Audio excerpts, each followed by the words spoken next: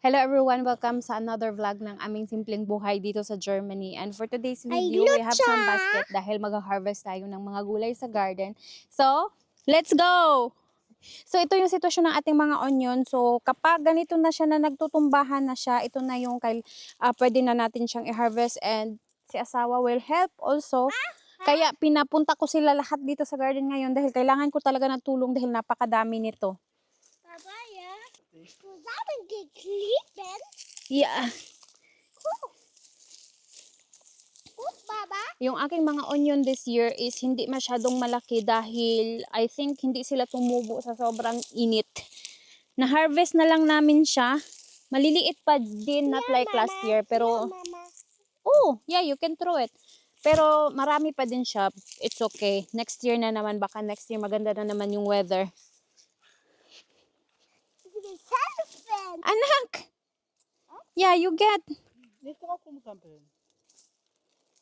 Wow, ang galing ni Ethan. Ah, it's so big. Kukmal anak, I get so big. Yeah, ito ang different color din pala yung tinanim natin dito. What?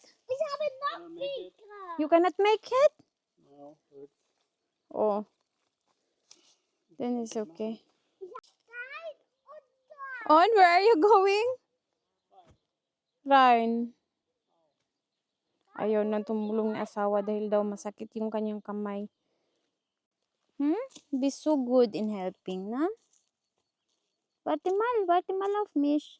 So, i-harvest na natin itong lahat ngayon dahil in the next days is uulan dito sa amin at kapag ganitong natutumbahan na sila, tutubo siya into new onion. Git. Kaya, ayan. Sayang talaga, maliliit yung ating mga onion this year. Ay, anak, baka tutubo pa ito, anak.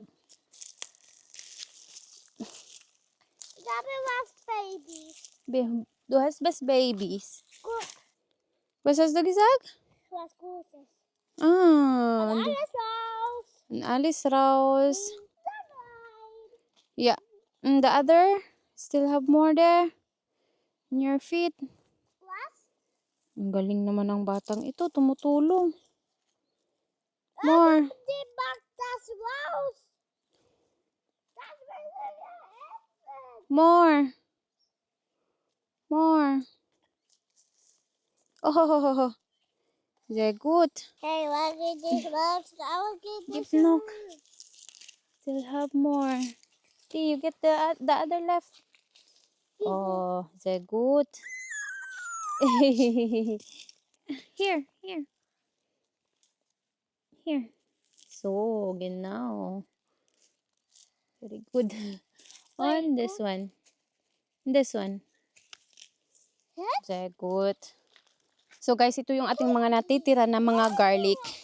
I-harvest na natin siya dahil I don't know kung pwede na ba itong i-harvest pero meron pa naman siyang mga green pero may iba na sobrang natumba na talaga siya. So yung natumba na talaga is kukunin na natin. Anak, get the other anak, oh.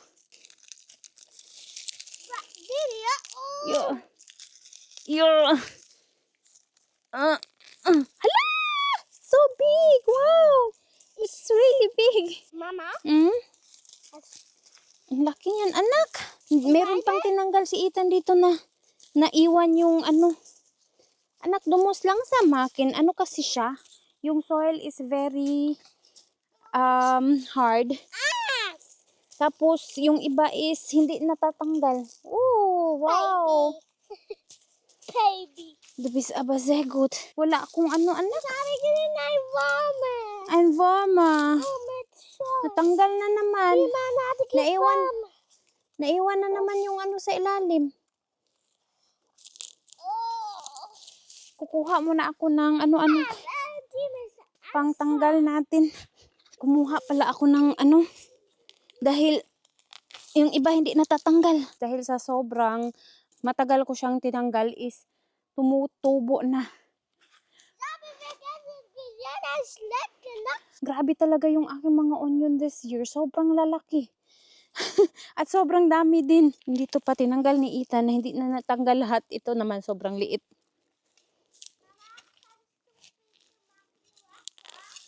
9. Ang daming inano ni Isa na naiwan yung mga bulb sa loob. Ayun, oh, ang laki. Umalis na si asawa at saka si anak. Wala nang tumulong sa akin. Tulungan nyo naman ako mag-harvest dito. Ako lang mag-isa. Ang dami nating i-harvest. Ayan, oh.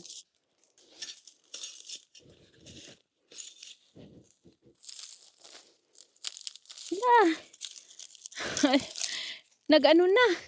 Tumubo na yung mga onion. Ayan, oh. Ano nang nangyari dito? Nagsapaw-sapaw na. Ang mga onion garlic pala. Hala! Ang laki!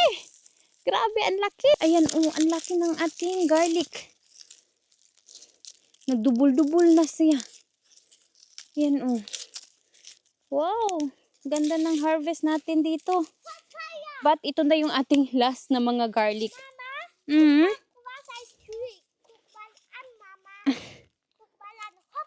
Hopaya. Ayan. Ito na yung last. Ah, ito pa pala. Schlek. Snacke. Ich glaube keine Nackschnecke hier. So. Ayan, oh, ang laki ng ating garlic.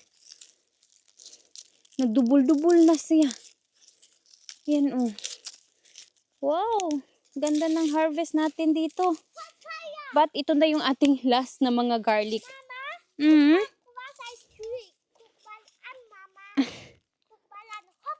Hopaya. Ayan. Ito na yung last. Ah, ito pa pala. Schleck. Schnecke. Ich glaube keine Nackschnecke hier. So. 9. Nackschnecke ist doch gefährlich. 9.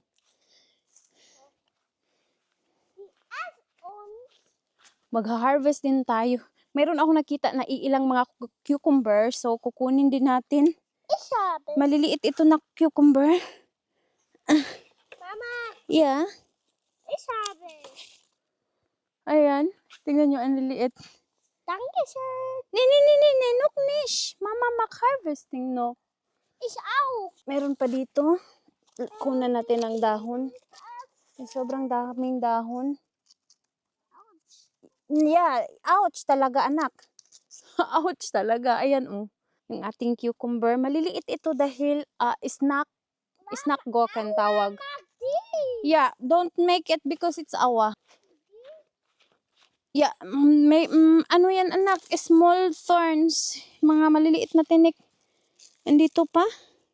Isa. Wag na, anak. Ako na mag-harvest, anak. Let it there.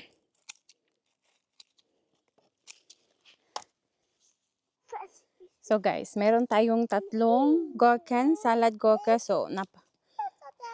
So guys, meron tayong tatlong salad gherkin. So napakaganda nito pang salad natin, lalo na at meron din tayong salad. What do you call that? Lettuce na marami pa din. So ayan, ang liliit nito. Dapat nga ganyan lang siya kaliit, oh. Yung bumibili ako nito sa grocery, sa mga grocery dito. Ganyan lang talaga siya kaliit. Ito medyo malalaki pa nga ito. Last year ang lalaki din ng mga tsuki. Last year ang lalaki din ng mga pipino na itanim ko. So this year maiba naman. Pastilan talaga ito si Ethan, oh.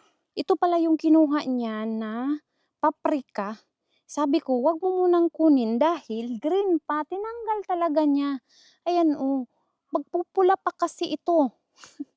Tinanggal na niya, hinarvest na niya. Akala niya i-harvest lahat. So, ayan. So, dito na naman tayo.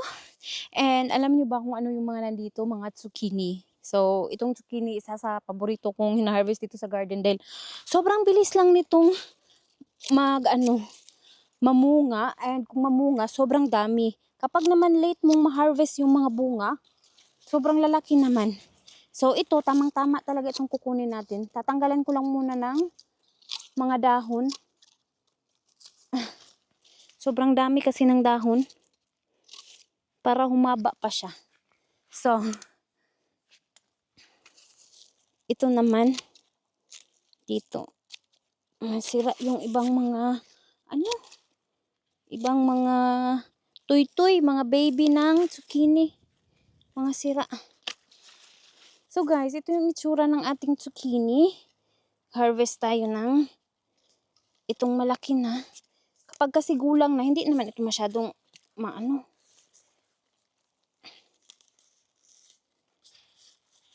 So, ganito yung itsura niya. Kapag gulang na, hindi ito masyadong masarap. Ang itsura nito ay parang kalabasa. Ang lasa niya, para din kalabasa, pero mas soft siya sa kalabasa. Yung ano naman, puno niya is the same like kalabasa, pero ito hindi gumagapang. Ganito lang siya. Hindi siya nag-i-spread. Tingnan yun, yung itsura niya. Para talagang kalabasa. Ito yung nasa ilalim, di ba? May mark din katulad ng kalabasa. So, meron pa tayo dito, isa, dalawa. Ito na lang sigurong isa muna. Itong dalawa. Itong isa, iwan na lang natin ito. Tapos itong isa na lang yung i-harvest natin para meron pa tayong mabalikan soon.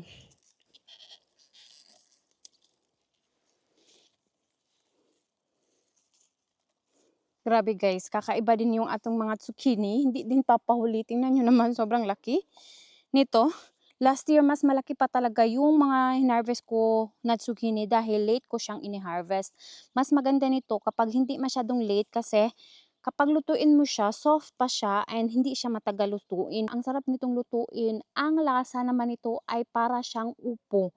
So, the same texture, pwede mo siyang lutuin, the same as upo talaga. Masarap siya na isahog sa sardinas, masarap din siya na ilagyan mo ng ground pork. Minsan nga, ginagawa ko itong in exchange sa noodles, pasta, kapag gumagawa ako ng spaghetti bolognese. Sobrang sarap nito. Wala akong nakikita na ganito sa atin sa Pilipinas. So guys, another gulay na iha-harvest natin this year na hindi talaga ito mawala-wala sa aking garden kapag nagtatanim ako every year, every summer. Dahil ito siya, sobrang bilis lang na tumutubo ito.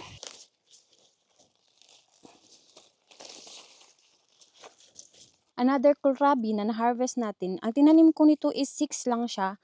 3 yung naiwan, ito ang pangatlo. So, tinanggal natin yung isa. 2 na lang yung naiwan. Lulutuin ko to. Hindi lulutuin or ano ko kaya. Basta si asawa yung kumakain nito ng raw. So, ayan. Lasang kamuti, lasang balanghoy, iwan ko ba? Oh my God guys, nakakatuwa. Sobrang dami nating na-harvest ngayon.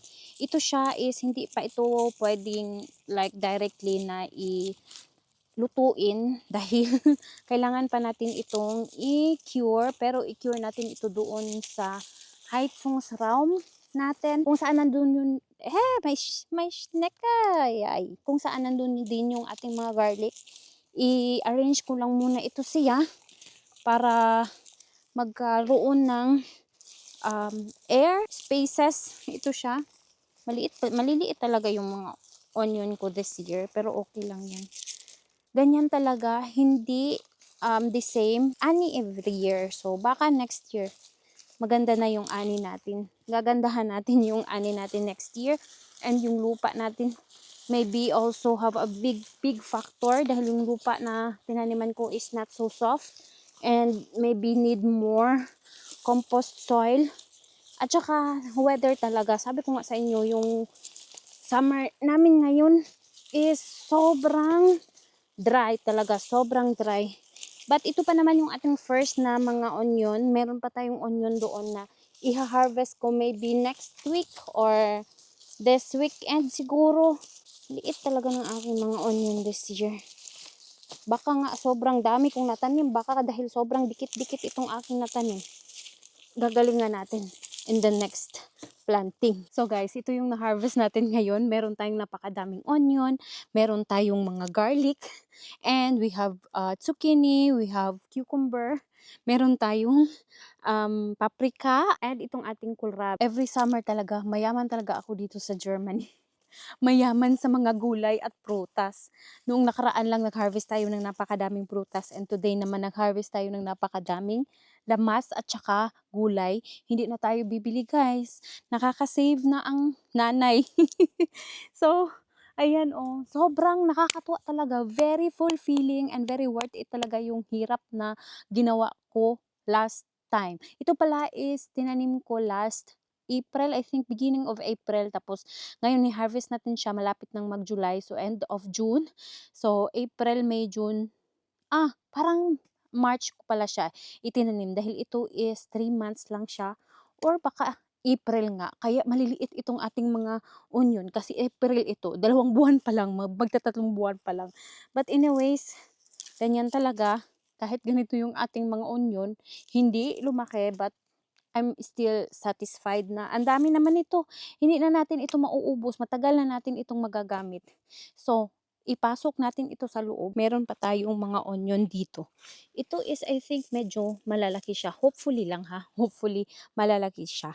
So, meron nang nagtutumbahan dyan pero it's okay. Late naman namin itong itinanim. So, late din natin itong iha-harvest, baka gaganda pa yung tubo niya kapag maulanan siya dahil baka bukas or ngayong gabi is uulan dito sa amin from the very long heat wave dito sa Germany.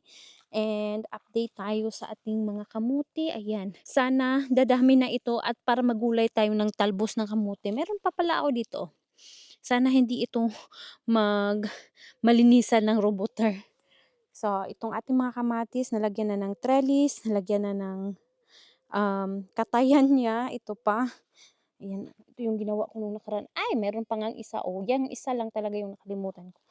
Ayan, oh, merong tali na yan siya dyan. So, secure na yan para sa bunga niya. And then pa, ang dami nating kamatis.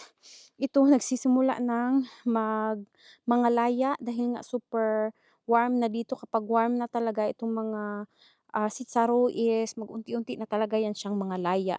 Ito pa yung ating mga kamatis. I'm so excited with our kamatis this year. Hopefully madami tayong ani. But of course, we will expect also that maybe like our harvest for today na hindi masyadong maganda. But anyways, it's okay lang. Basta mamunga siya and magkaroon siya ng bunga. Kahit hindi masyadong maganda, hindi masyadong marami. And I'm so proud of my paprika dahil last year hindi ako nakapagpatubo ng paprika. Though nakapagpatubo ako but hindi ako nakapagpabunga ng paprika. But this time marami tayong paprika and nakapag-harvest na nga si Ethan ng isa. So ito pupula pa yan. Meron akong parang yellow doon. Soon. Baka we will see kung ano yung mangyayari niyan. And ito yung ating mga Filipino okra. I think purple ito siya. Ayan, nagsisimula na guys. I'm so excited. Makapaglapwa na tayo ng okra. Yung iba maliliit. 1, 2, 3, 4. 4 na okra. I think 5 ito. Tapos hindi na tumubo yung iba. Yung isa namatay. And then, yung ating talong, hopefully soon din, meron na ako nakikita ng mga bulaklak. And ito naman is mga like short beans. Ito naman is mga short beans. And ito parang pula na, basta, sana soon, mamulaklak na siya at magkaroon na ng bunga. Hindi naman ito ayan, tingnan nyo guys. Sana bunga na yan. Sana bulaklak na yan. Ayan, So excited kasi first time kong mag-harvest nito. First time kong makapagtanim. Oh my God! Meron na tayong bulaklak! Hala! Nakakatuwa. Meron ng bulaklak. Hindi ko nakita kasi ngayon ko lang yan tiningnan. Ayan, soon. And ito naman is, ito yung short beans. And yan yung ating zucchini. Ito, wala na. Very lonely na siya. Ito yung hinarvestan natin today. Itong kangkong, soon, gusto ko na siyang kuhanan dahil sabi nila kapag kuhanan daw is para lumago siya. Gulay natin. So, ito, wala na din itong laman. Hindi ko alam ano yung itatanim ko dito. Maghanap ako ng pwede kong itanim dito. Marami tayong space na mapagtamnan dahil nga marami na tayong hinarvest. Ayan, wala na rin yan siyang laman. Yung mga strawberry natin, wala nang bunga. Next year again. We have some broccoli here. yung broccoli natin, I don't know, hindi pa ako nakakakita ng bunga niya. But hopefully, meron na siya soon. Ayan o. Medyo mapayat yung ating broccoli. We will see. I-update ko sa inyo kung meron tayong bunga dahil first time ko makatanim ng broccoli dito sa garden. Ito pala is spring onions na, ano ba yun siya? Parang matutumbay. Dito natin ilalagay yung ating mga onion and garlic. So, itong garlic, isasama natin dito sa mga na-harvest na natin. Last time, ito yung pina-dry natin na last time natin hinarvest. Malapit na itong ma-dry talaga lahat. Tapos, ilagay natin ito dito para may, ano siya ba? Mag-ano siya ng air. Diyos ko Lord, pagod na ako. Hindi na. Nawala ng Tagalog. Wala ng laman ang utak. Ito yung lahat ng ating mga garlic sa garden. And itong mga onion, dito natin siya ilalatag. Ay! Natagak! Ay! Nagsihulugan. Ilalatag natin siya dito para talaga sure na, parang bad idea pala siguro na ilalatag natin dito. Itong mga malalaki, magkupos pa yan. Parang hindi talaga ito good idea.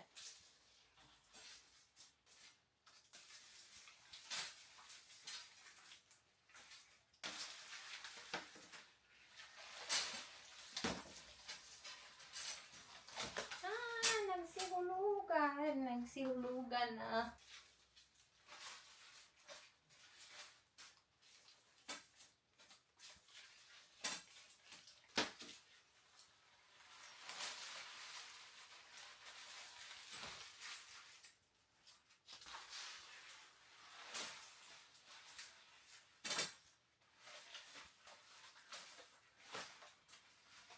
Kapag naman ma-dry na siya, ibalik natin siya dito for further for further drying. Ngayon, dyan lang muna yan siya.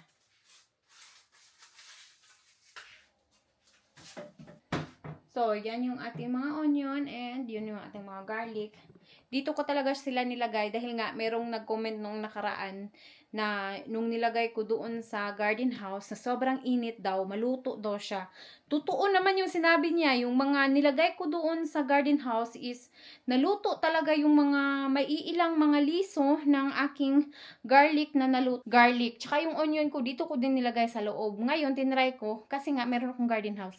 Hindi pala talaga maganda. Mabuti na lang meron tayong mga kababayan na mamabait na nag-comment para malaman natin kung ano yung ating gagawin at yung mga may experience. So, kung may mga mali akong ginagawa sa mga pinagagawa ko dito sa aking mga gardening, pwede nyong i-comment para malaman ko naman. Huwag nyo naman akong hayaan dahil masisira yung aking mga pananim katulad na lang nung sa garlic ko na naluto siya. Hindi ko pa naluto na. So, ngayon, papasok na tayo. Magpapaalam na muna ako. Maraming salamat sa panunood. Sana na-enjoy nyo yung ating harvesting ngayong araw. Si Ethan, I think, pinaliguan ng kanyang papa. Nalak ka pa? Yan, pinaliguan si Ethan. Cheers! Bye!